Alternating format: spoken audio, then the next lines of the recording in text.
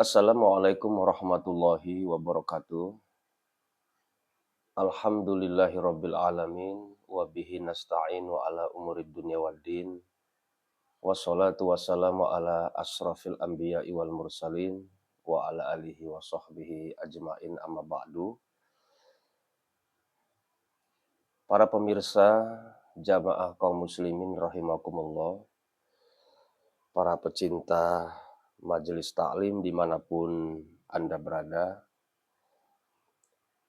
Di dalam kitab Tanbihul Ghafilin di sini akan menerangkan tentang perihal keadaan rumah tangga di antara suami dan istri.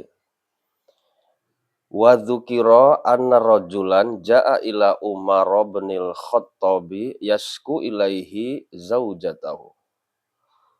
Disebutkan bahwasannya ada seorang laki-laki pernah datang menjumpai Sayyidina Umar bin Khattab.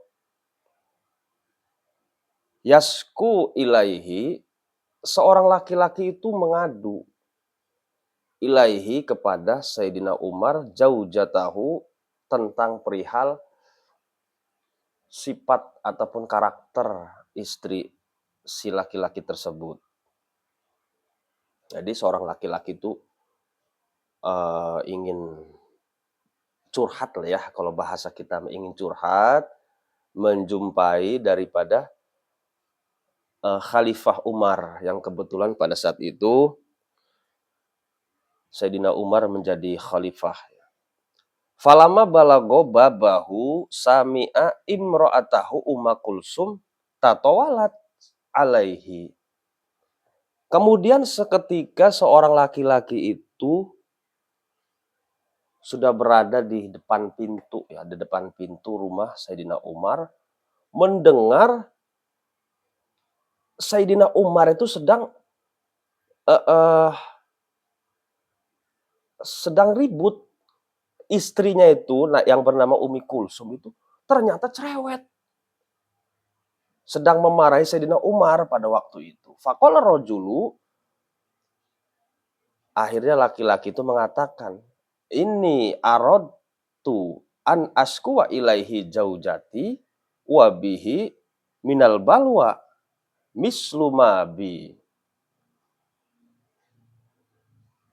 Akhirnya kata seorang laki-laki tersebut, "Aku ini ingin sekali menghendaki, ingin curhatlah menjumpai Sayyidina Umar akan keadaan istriku. Ini bagaimana mungkin saya mau curhat?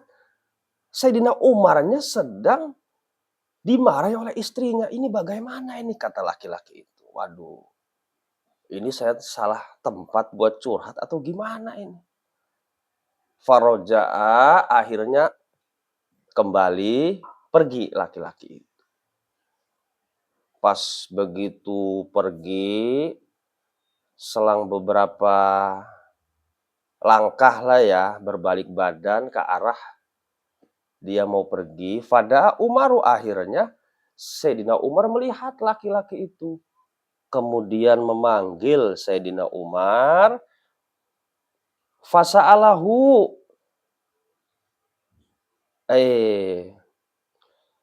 Kamu mau kemana? Kamu kan mau ke sini, mau ke tempat saya. Akhirnya Sayyidina Umar bertanya, "Ada perlu apa kamu mau ke sini? Kok kenapa kamu nggak mau masuk? Kok malah mau pergi?" Gitu kata Sayyidina Umar. Faqala, kata laki-laki itu, "Ini aradtu an askwa ilaika zaujati." Aku ini mau curhat, wahai Amirul Mukminin, saya ini mau curhat. An askwa atas an askwa, aku ini ingin curhat ilaika kepadamu zaujati tentang istriku. Istriku tuh sangat cerewet orangnya. Tapi fala masami itu min zaujatika, masami itu roja'tu, maka ketika aku mendengar ternyata istri tuan, istri engkau wahai Sayyidina Umar, saya mendengar ya seperti itu. Seperti istri engkau Sayyidina Umar memarahi engkau sama seperti saya ini kayak kayak gitu. Roja'tu, dengan demikian akhirnya saya pun ingin pergi. Faqala Umaru, akhirnya kata Sayyidina Umar radhiyallahu taala anhu, kamu mah main pergi-pergi aja, nanti dulu. Ini atajawaju anha lihukukin laha alayya. Kalau saya mah sudah maklum, saya mah sudah paham sifat istri saya seperti itu tuh, dan saya sudah memaafkan dia. Karena memang ada hak seorang wanita itu kadang-kadang dia merasa letih, merasa capek mengurus rumah seharian. Jadi saya mah paham. Jadi ada beberapa hal yang membuat wanita itu kadang-kadang agak sedikit rewel ataupun cerewet. Jadi saya memaklumi. Awaluha, yang pertama, ada hak di antara seorang istri tadi itu, dia seorang istri itu adalah sitrun baini wa bainan nar, adalah bisa menjadi tabir ya, bisa menjadi penutup bagi diriku antara aku dan antara api neraka nanti gitu. Kalau saja saya bisa menjaga istri saya bisa menutupi segala kekurangannya, insya Allah nanti dia bisa menjadi penghalang antara aku dan antara neraka. Fayaskunu biha kolbi anil haromi. Dan seorang wanita, seorang istri itu juga bisa menempatkan posisi di dalam hatiku ini, sehingga aku bisa jauh daripada sesuatu yang diharamkan oleh Allah. Gitu ya, seorang istri itu bisa seorang istri itu bisa membuat tentram hati seorang laki-laki. Dengan laki-laki itu tentram bersamaan dengan seorang istri, maka dijauhkan oleh Allah dari sesuatu yang haram gitu. Timbul rasa kasih sayang, timbul rasa cinta, timbul rasa tentram di dalam hati tersebut sehingga terjauh daripada sesuatu yang haram. Jadi kita harus maklum, kata Sayyidina Umar tuh, kalau istri lagi marah mah wasani, dan yang kedua annaha khozinatun li idza kharajtu min manzili wa takunu hafidhatun limali.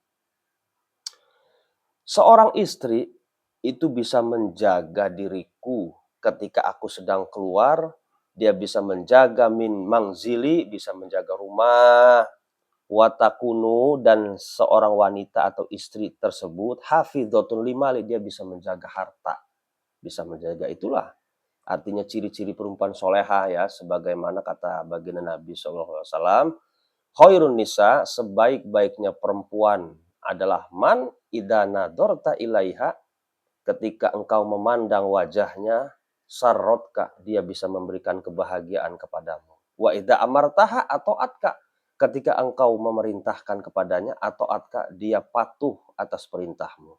Selagi perintah tersebut perintah yang memang tidak keluar daripada aturan-aturan agama. Wa idza gibta anha, dan ketika engkau pergi meninggalkan rumah, hafidhotka, dia bisa menjaga dirimu fi nafsiha, dari dirinya.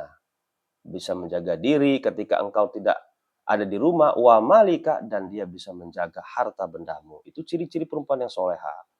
Gitu. Kemudian yang ketiga, wasali su'annaha qassaratun li tagsilu siyabi. Perempuan itu capek katanya, tukang menyetrika, menyetrika pakaian, kemudian mencuci mencuci pakaianku. Istri tersebut tuh ketika dia capek, letih, lelah, ya wajarlah kalau dia marah gitu. Jadi kamu harus bisa memaklumi. Warobi, dan yang keempat, annaha dhi'run liwaladi, dan capeknya seorang wanita itu dia menyusui untuk anak-anakku, selalu menyempatkan diri ketika anak itu mau nyusu, nggak nggak peduli, kadang-kadang makan ditinggalin, kadang-kadang lagi ada kesibukan, ada yang kewajiban yang harus dilakukan, kadang-kadang dia sedikit diundurkan waktu gitu, saking ingin menyusui anak-anakku. Jadi kalau perempuan sedang marah maklumi aja, kata Sayyidina Umar begitu. Wal khamisu, dan yang kelima, annaha, seorang istri ataupun perempuan itu khabbazatun, dia itu tukang masak, tukang bikin sayuran, bikin roti ya. Kalau di zaman Sayyidina Umar kan makanan di kota Mekah itu kan kebiasaannya makan roti ya. Kalau kita orang di Indonesia ini kan mayoritas makan nasi ya gitu. Tukang masak lah, wa tobakhotun, dan tukang masak lauk pauk, li, untuk diriku, kata Sayyidina Umar. Faqala rajulu, akhirnya setelah dijelasin sama Sayyidina Umar, laki-laki itu pun memahami. Innali misla malaka.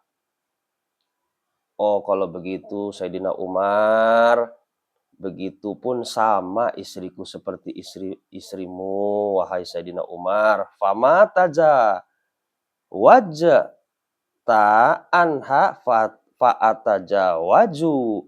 Dengan engkau memaklumi bisa memaafkan istrimu, kalau begitu saya pun bisa memaafkan istri saya gitu. Jadi apa yang kita bisa ambil hikmah di sini, kalau saja kita memiliki seorang wanita yang memang dia bisa bertanggung jawab di dalam mengemban amanat sebagai seorang istri, maka kita sebagai seorang suami harus bisa banyak-banyak maklum kita dengan sifat-sifat seorang wanita tersebut. Asalkan perempuan itu bukan perempuan yang nuzuz, bukan perempuan yang maksiat, selagi dia masih taat kepada Allah dan kepada Rasul, ada kalanya dia letih, ada kalanya dia capek, ada kalanya dia merasakan sesuatu yang benar-benar berat, sehingga dia sedikit agak protes ataupun marah ataupun cerewet terhadap suaminya. Itu mudah-mudahan kita bisa memaklumi daripada karakter wanita tersebut gitu. Dan juga untuk para istri ataupun para wanita, mudah-mudahan semuanya digolongkan oleh Allah Subhanahu wa taala, termasuk adalah golongan perempuan soleha, di mana perempuan soleha itu adalah sebagai hiasan yang bisa memberikan kebahagiaan terhadap suaminya dan bisa terus bersama suaminya di jalan Allah mulai dari dunia sampai nanti di surganya Allah Subhanahu wa taala. Jamaah kaum muslimin rahimakumullah, dimanapun Anda berada, kesempatan yang berbahagia ini, inilah Al-Fakir yang bisa sampaikan, mudah-mudahan ada manfaatnya. Jangan lupa tonton terus di channel Mafa 23. Mohon subscribe, like, share, dan komen. Terima kasih.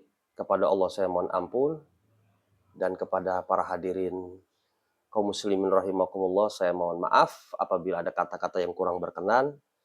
Itulah adalah batas daripada kefakiran saya sendiri yang masih sangat terbatas di dalam menyampaikan ataupun di dalam pembacaan kitab di sini. Apabila ada kekurangan maka saya mohon maaf. Wabillahi taufik wal hidayah. Assalamualaikum warahmatullahi wabarakatuh.